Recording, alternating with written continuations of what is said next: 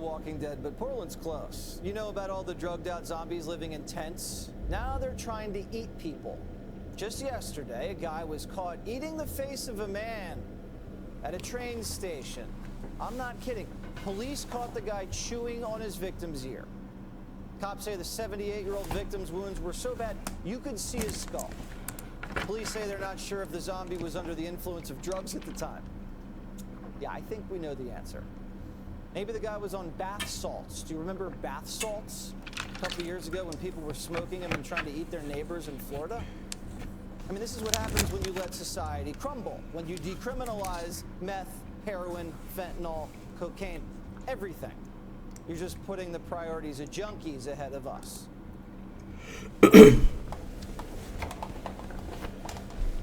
First and foremost, I want to give all praises, glory, and honor to Yahweh Bahasham, Yahweh Shai Bahasham, Rachak Wadash, double honors to the apostles and elders of Great Millstone.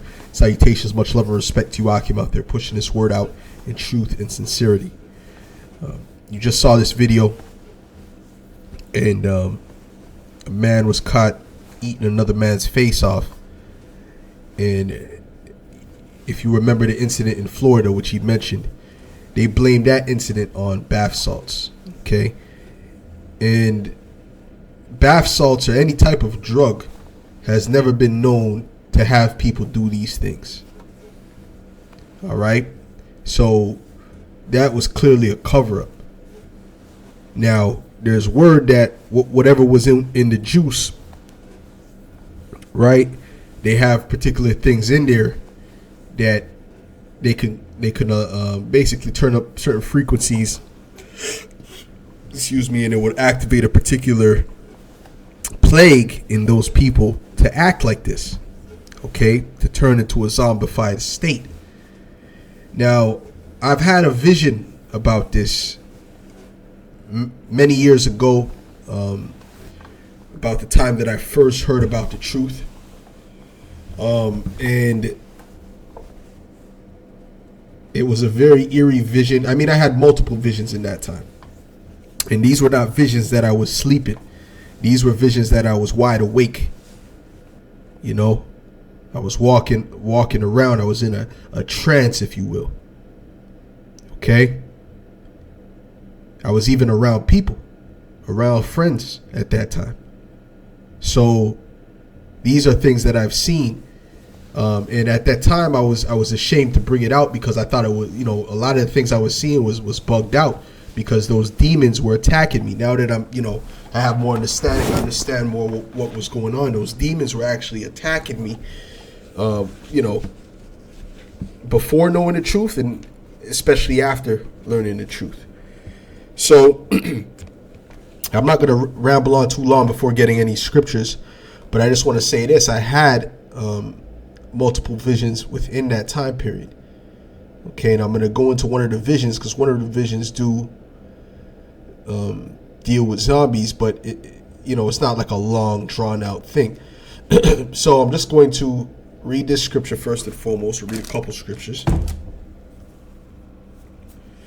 I'm going to start with Joel, 2nd chapter.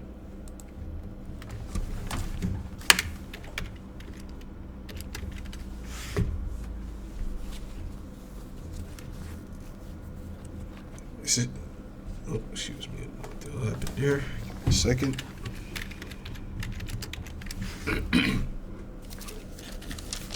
This is Joel 2 in verse 28. And it says, "And it shall come to pass afterward that I will pour out my spirit upon all flesh, and your sons and your daughters shall prophesy. Your old men shall dream dreams, your young men shall see visions. And also upon the servants and upon the handmaids in those days will I pour out my spirit." Okay, you have certain women that get dreams, certain sisters in the truth, and certain women that are not in the truth that get dreams. Okay, even Carrie Hilson, she seems to have a lot of prophetic dreams that she speaks about. That doesn't make you of the elect just because you have these dreams or because you might have had a vision. Because remember, Balak had a vision. He had a vision of Yahweh Shai. That didn't make him of the elect. He was still a heathen. Matter of fact, let me get that real quick. Let's get Numbers 23. But the Lord opened his mind to receive these particular visions, and he was a witch. The reason why he was getting these visions because he was working on the left hand side. He wasn't a actual prophet of the Lord. He was a witch. This is why Balak was asking him to curse Israel. Let's see here.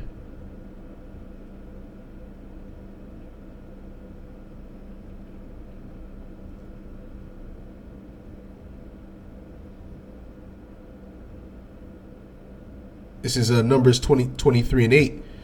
It says, how shall I curse whom the Most High hath not cursed? Or how shall I defy whom Yahweh hath not defied? For from the top of the rocks I see him, and from the hills I behold him.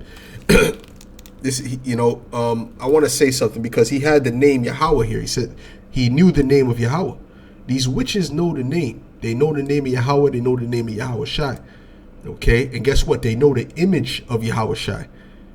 We had a camp, and this is a few months ago, maybe even a year ago now, but I think a few months ago, maybe 7-8 months ago, there was two Levite, we'll call them two Haitian witches that came by, or wizards rather, because they were male. So they came by and they were looking at the signs, and I could see that they had a dark continent, so I already knew that they were witches in the spirit. I said, these dudes are witches, okay? And they came by. They were looking at the signs, and they were polite, they were respectful. They're like, what is this about? So on and so forth. And we explained to them what it was about. And and ultimately, while we were talking to them, they were looking at the signs, and they stopped. They stopped me in the middle of my speech and said, who's this? Who is this? Who is this? And they were pointing at the image of Yahweh Shai, the depiction of Yahweh Shai, with the green garment, the white woolly hair, and the sword and all that, the girdle of gold, right? And they said, who is this? Who is this? We said, that's the Lord. That's Yahweh Shai. That's our Savior, right? And they said, in our religion, in voodoo, that is the enemy spirit. They were pointing at Yahweh Shai. They didn't pick up the so-called white Jesus. They didn't pick up Cesare Borgia. They picked up Yahweh Shai. They picked up the image of Yahweh Shai, the depiction of Yahweh Shai. Said, this is the enemy spirit. So I said, whoa, okay. I said, wow, isn't that something? So the witches on the left-hand side, they know who Yahweh Shai is. They know who Yahweh is. Okay? They're willingly defying Yahweh Ba'ashem Yahweh Shai. Especially you Israelites, because you Israelites, your power is Yahweh Ba'ashem Yahweh Shai. Now these heathen, they have no other option. Okay? But what is the excuse of you Israelites? Okay? It says, for from the top of the rocks I see him, and from the hill I beheld him. Lo, the people shall dwell alone, and shall not be reckoned among the nations. So he saw us dwelling in Israel in rulership. He saw us exalted in Israel. That's what he saw. Okay? Who can count the dust of Jacob and the number of the fourth part of Israel? Let me die the death of the righteous, and let my last end be like his. See, so he wished he could have been an Israelite. Okay, but he can't be an Israelite. He can't transform into an Israelite. When he died, when he came back in the reincarnation, he came back as a heathen. Okay? So the bottom line is that the Lord could put his spirit on any individual. And because we receive these visions, that doesn't automatically give us a ticket to the chariot that we know of. All right? We still have to fight the good fight of faith. But these visions are very, very relevant. Okay? These spiritual visions, and the Lord gave it to us for a reason. Unless he told you not to share it, if it's relevant to the truth, okay, you should bring it out. This is Jeremiah 23 in verse 28. And it reads, the prophet that hath a dream, let him tell a dream. And he that hath my word, let him speak my word faithfully. right? So you have this truth. You're supposed to speak the truth faithfully, man. You're not supposed to hide the truth under a napkin, okay, and do minimal work. No, you're supposed to be out there working, man, faithfully. What is the shaft to the wheat, saith Yahweh? Is not my word like as a fire, saith Yahweh, and like a hammer that breaketh the rock in pieces? Okay, so at the end of the day, man, you have these dreams, you know, these different visions that are relevant to the truth. You have to filter it out through the scriptures. Don't tell us a dream about Barney the purple dinosaur, okay, coming into your room and then smacking up your dog. Don't these irrelevant things, okay? You tell us dreams pertaining unto life, unto the truth ultimately, okay? Even if it feels like, oh, I don't want to exalt myself, the Lord gave it to you for a reason, because it's not about you. Like I said, these dreams don't necessarily mean that we're going to make it anyway. These dreams are just visions that the Lord gave to us until we reach to the end. That's how we'll know we're of the elect. Okay, and that's the best mindset to keep, to stay humble. Although I want to clarify this, you're supposed to believe the Lord is dealing with you. Okay, you're supposed to believe the Lord is dealing with you, and you're supposed to prove that by doing his work until the end, being faithful until the end, man. Okay, so I just want to clarify that, because there's balance to everything. Now, remember, Joseph had a dream, right, dealing with the stars, right, and that was a dream that really, that's what got him sold into slavery, man. Man, what was it? I know there was the stars, and then there was the moon, and the sun bowed down to him, and all these different things. The other brethren got vexed. Right, this is at Genesis 37:9, right? Now, let me start from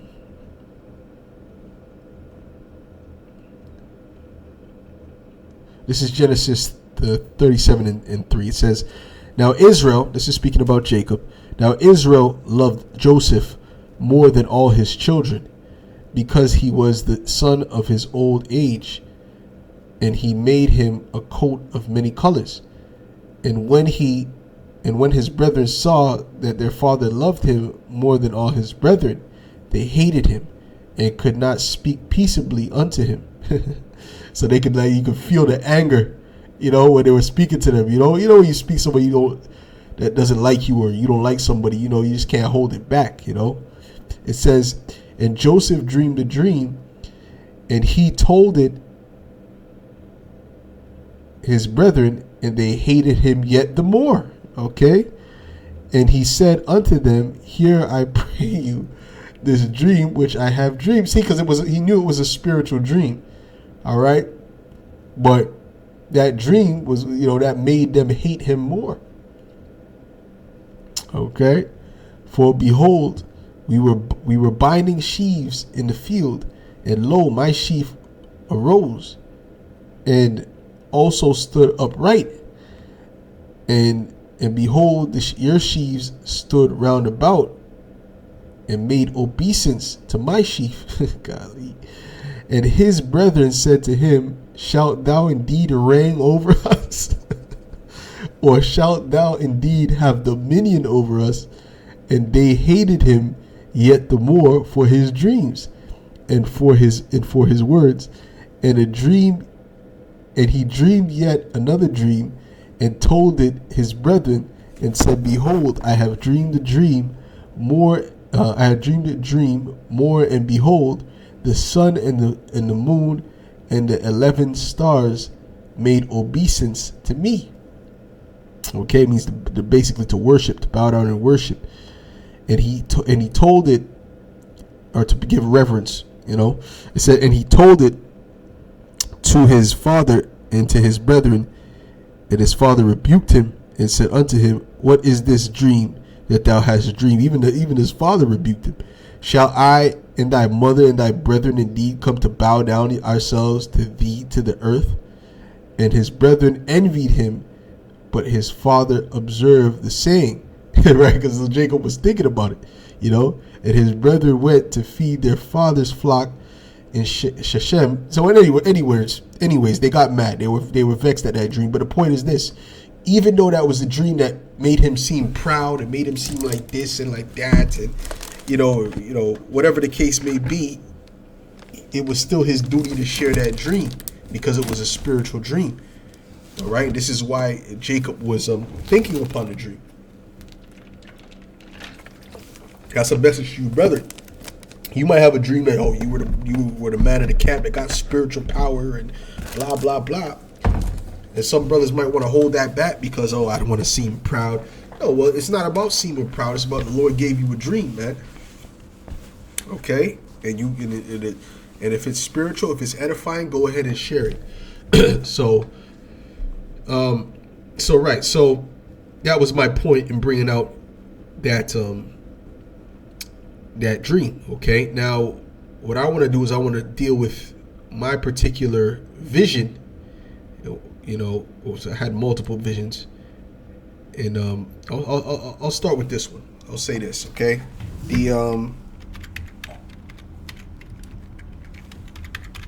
Just want to get some imagery while I speak about this vision. Now, one of the dreams I had, right, wasn't a dream. Salakia, it wasn't a dream. Okay, I was a vision. I was up. I was awake. Okay, like I said, many things were happening in that time. The demons were really attacking me. But one of the things I heard screams, people screaming and running back and forth like it was complete chaos and mayhem, man. Okay, that's what I saw. Okay. Now, while I was seeing this chaos and mayhem, I was just observing, and there was a woman and a man that was walking, and what did she say to me? She said she looked at him, and I don't know if he was bugging out. I don't remember. He might have been like kind of wilding out a bit. And then she looked at me and she said, why don't you be more like him? Why can't you be more calm and quiet like him? Okay. So, to me, that was spiritual, dealing with Isaiah 33 and verse 6. Okay. Because remember, while this happened, and she just happened to say something to me while she's with her man. So it was all spiritual. It was all set up in the spirit. And I was sitting down just minding my own business. So it was all spiritual. Okay. It was all spiritual. Why did she speak to me? You know what I mean? There was other people around. Why did she stop and speak to me? It was a message. There was a message behind what was being said. Okay, this is Isaiah 33 and 6. It says, "In wisdom and knowledge shall be the stability of thy times. In strength of salvation, the fear of the Lord is his treasure." We're going to be stable in that time, the men of the Lord, through wisdom and knowledge of Yahweh Hashem Yahweh Shai. We're going to be unmovable. And this is what's going to make these people, especially these women, they're going to draw themselves to us for the purpose of protection. This is Isaiah 4 and 1. It says, and in that day 7 women shall take hold of one man, saying, we will eat our own bread and wear our own apparel. Only let us be called by thy name to take away our reproach. And that's what's going to happen. There's going to be women coming up and begging to go with you, and just like the book of Eli. Okay, and the majority of them are going to be we're going to reject them, the mass majority of them. Okay, and you're going to bump into certain chicks that rejected you, that disrespected you, because these women love to disrespect in this day and age, and that's all going to come back to bite them in the ASS, man. Okay, this is Isaiah 32 and verse 2. It says, "And a man shall be as a hiding place from the wind." The wind represents the different tribulation, that's going to be going out. Okay, and one of those tribulations is those zombies, man. Is those people moving like zombies. Okay, doesn't necessarily mean that all those people are raised from the dead and are walking around. No, that doesn't necessarily mean that. But the image that they have of zombies, this image, these people are going to be looking like that. Okay, they're going to be looking similar to this, man. You know what I'm saying? the demons that the Lord is going to unleash on top of the juice, on top of all these different plagues. And yo, there's going to be some people looking bad out there, man. And the most important thing about zombies, the most important trait about zombies is what? That they eat flesh, that they eat human beings. All right. So we always tell you cannibalism is coming back. It says, and a man shall be as a hiding place from the wind, and a covert from the tempest, as rivers of water in a dry place, as the shadow of a great rock in a weary land. Okay. And another thing I would see is when I would walk towards people, they would automatically move out of the way. Automatically. And I tried it multiple times to multiple people, and it's like they didn't have to see me coming. They didn't have to see me coming, and they would just automatically move, like a spirit would make them move out of the way. Okay. So to me, that was in the spirit, that was a vision of spiritual power. Okay, of spiritual power. You see, the Lord making things happen in the spirit, and making a way for the elect. Okay. So ultimately, man, these things are gonna come to pass, man. You know. So that was very, very that was another heavy thing that I saw. And what else was I gonna say here? Yeah. Okay. So the main point and the main vision that this video is about is the vision of that I saw when I was sitting down right about where we preach right now, not right around that area. Okay. And I was looking out, and I saw people walking like zombies. A group of people, walking just like zombies. I said, yo, those are zombies, bro. I was talking to my friend. My friend was looking at me like I was bugged out. Like, what are you talking about? He was like trying to kind of ignore me because, during that time they were kind of nervous. Well, him specifically, he was scared of me because he's like, yo, what the fuck is going on with this guy? He's bugging out. All right. So, like I said, there was a lot of things happening in that time. So ultimately, so I saw them afar off, man, and they were walking just like zombies, man. It wasn't Halloween, okay? It was sometime in the summertime, I believe. All right, and I just saw them afar off, and they were walking, and they were looking towards me, but they were walking towards the other way. But they were kind of like looking at me. You know what I'm saying? From what I could remember. And so that was, and they were all, from what I remember, they were all Edomites.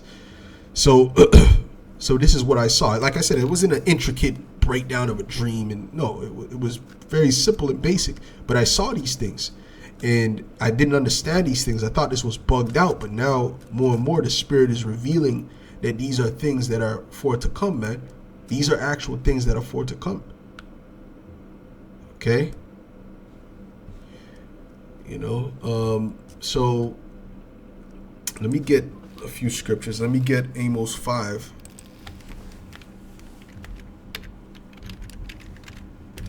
In verse 18. It's Amos 5 and verse 18, and it reads, "Woe unto you that desire the day of the Lord. To what end is it for you? The day of the Lord is darkness and not light. As if a man did flee from a lion and a bear met him, or went into the house and leaned his hand on the wall and a serpent bit him. Shall not the day of the Lord be darkness and not light, even very dark and no brightness in it?" It's going to be a very, very terrible time, man. And those that are not with the Lord, those that are not with Yahweh Shem Yahushai, they're going to be judged very, very harshly. It's going to be very, very terrifying for them. Okay? This is Daniel's 12:1. It says, "And at that time shall Michael stand up, the great prince, which standeth for the children of thy people. And there shall be a time of trouble, such as never was since there was a nation, even to that same time. And at that time thy people shall be delivered, everyone that shall be found written in the book. You see what I'm saying? So everyone that's found written in the book of life, they're going to be good. But everyone who's not, that's not of the elect, well, you got hell to pay. Let's get Jeremiah 30:7.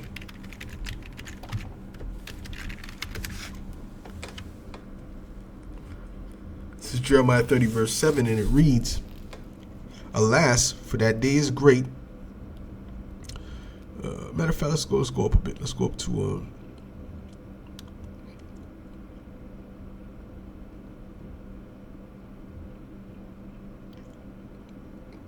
verse 5. It says, but thus saith Yahweh, we have heard a voice of trembling, of fear, and not of peace. That's what's coming. Okay, fear is coming to you people. When they shall say peace and safety, sudden destruction shall come upon them. Ask ye now, and see whether a man that travail with child. Wherefore do I see every man with his hand on his loins, as a woman in travail, and all faces are turned into paleness. There's going to be extreme fear, man. Can you imagine these type of creatures running around? Did you see that guy, how he was moving in the video? Let me see if I can pull it. Man, it's hard for me to find pinpoint the exact part. But the way this guy was moving and shaking on the ground was ridiculous. It was crazy. Look at him, look at him, look at him, look at him, look at him. Look at him shaking. Look at him. Imagine a gang of these type of things. Look at him. I'm just making. And they're all. Imagine a group of them coming at you, man. And then the Lord puts a demonic, because they're demonic spirits that are controlling these people, and the Lord turns up the demonic frequencies on these individuals, man. And they're just looking to devour flesh, man. But they're moving as a unit. Yo, listen, man. Let me show you. Listen, man. Yo, there's a lot of terror get ready to come to this place, man. The Lord is going to make this place go out in grandier fashion, man. It's not going to be like the flood. It's not going to be like Sodom and Gomorrah. It's going to be way worse, man. The way this, or Egypt, ancient Egypt, it's going to be way worse.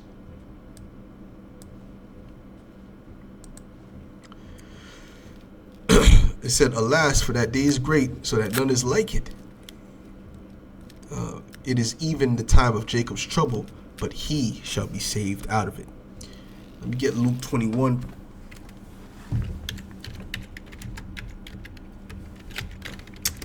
Verse 26.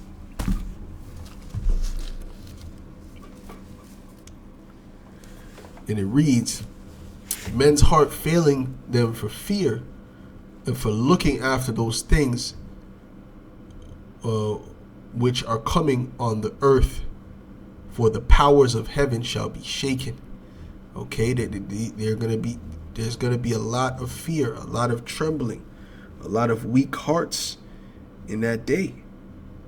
Okay, and like I said, these different visions were given to us to give to the flock. You know, the ones that are relevant to prophecy, relevant to the day of doom, as the scriptures call it, man. As a matter of fact, hold on, let me see if I can find that scripture. I want to look up the word doom, man, because the word doom is a serious name. That might be the Apocrypha, actually, to be honest with you. I think that's actually in the Apocrypha, so I can't really, but I can actually look up the word itself, the word doom itself. Let me come here.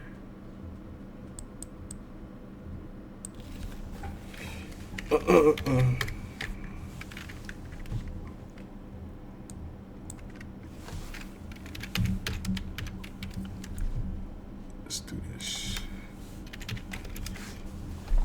This is 2nd Ezra 7:43, and it reads, Matter of fact, I'll go up to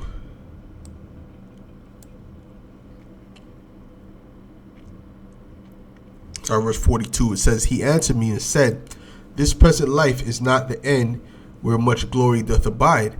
Therefore have they prayed for the weak. But the day of doom, see, that time wasn't the end. That wasn't the end. That wasn't the time when Yahushua was going to come. Okay, that wasn't the time for much glory. We're in the time of much glory. We're in the time that Yahushua is coming to give glory to his elect and to take down these kingdoms, man. Okay, so it's not the time to be in a depressed spirit. It's a time to be joyful. That's why it said, make what? A joyful noise. Matter of fact, I got another scripture on that, right? To make a joyful noise. We're supposed to be in a joyful spirit overall because we have the victory at the end of the day. Even the 2/3 at the end of the day, there's when they come back, they're coming back into rulership. Okay? But those that are of the elect, they have the victory. Lord willing, we be of that number. It says, therefore have they prayed for the weak. But the day of doom shall be the end of this time, and the beginning of the immortality for to come, wherein corruption is past. This is why Esau Edom is in power. He's in power for the day of doom. In order for the day of doom to have come, Esau needed to be in power. This is Proverbs 16 and verse 4. And it reads,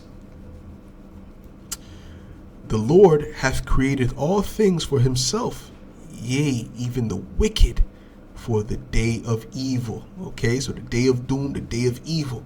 Same thing. Let's look up the word doom, though. Okay, because that word sounds serious.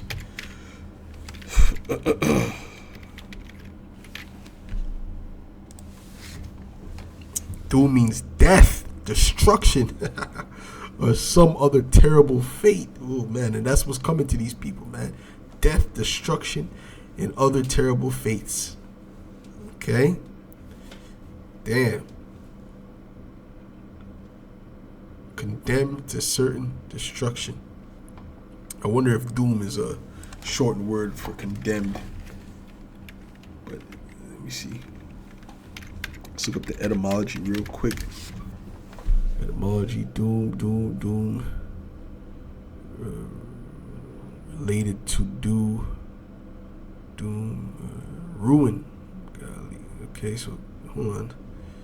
That's not correct. Hold on. Statute, judgment, to put in place. Saying doom goes back to do, to put in place. Or judgment, yeah, that makes sense. To put in place, judgment, yeah, that makes sense. Anyways, not going too deep into that right now. So ultimately, yeah, man, the day of doom, that's the end of this present world, man. Okay? So this is what has to happen, man. And this is why Esau was put into power, man. For that to happen.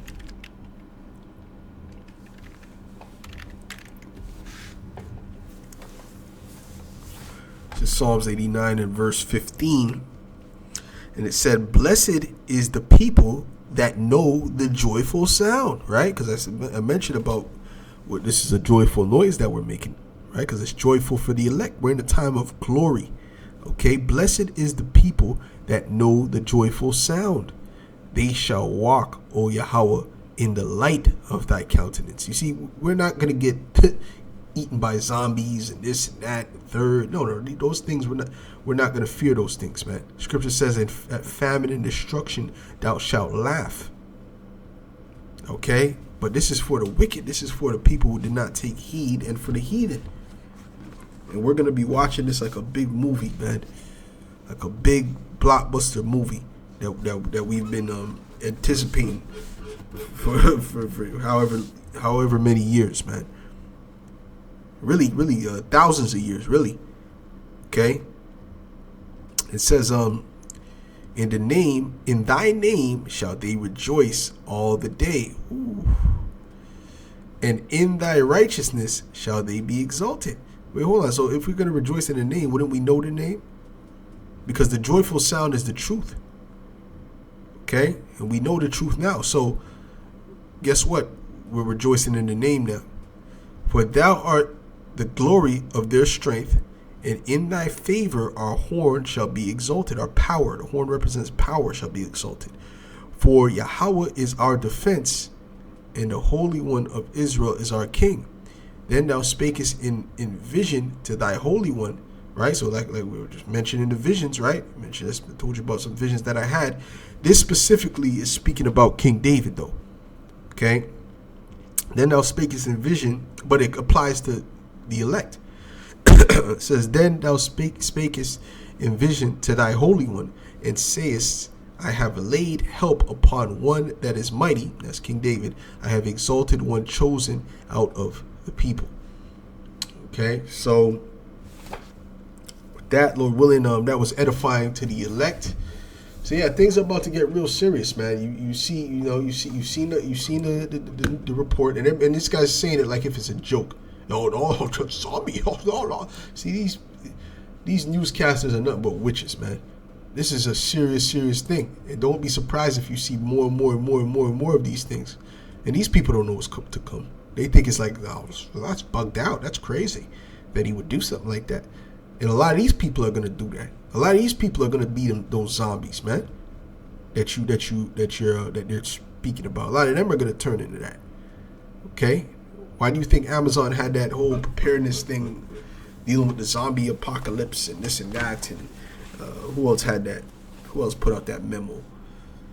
I don't remember who else put out that memo, man. Was it the CDC? I don't remember who else, man. Some it might have been the CDC. I don't remember, but they were putting out these different things dealing with the apocalypse and how to deal with it, and Ray, and it's like wait, the zombie apocalypse, like as if it was a joke.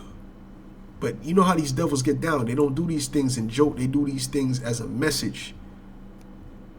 Okay? Because according to their witchcraft, they got to tell you what they're doing before they do it. You know? So anyways, with that, Lord's willing, this was edifying to the elect. I'll say shalom.